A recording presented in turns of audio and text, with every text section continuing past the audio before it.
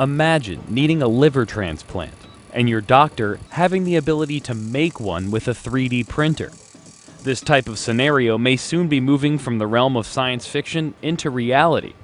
Scientists in Edinburgh are one step closer to being able to create human tissue using a 3D printer with stem cells as ink. This is the world's first printing of human embryonic stem cells, which are more delicate but much more flexible. So we can use this technology to produce a 3D human tissue for more reliable drug testing. And eventually, we envisage to use this technology to build a purpose-built organ for medical transplantation.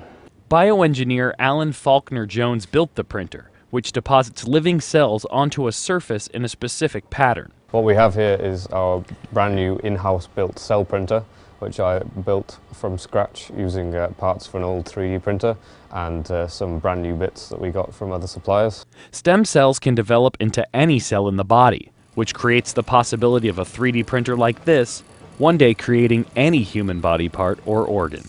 Nick Dietz, CBSNews.com.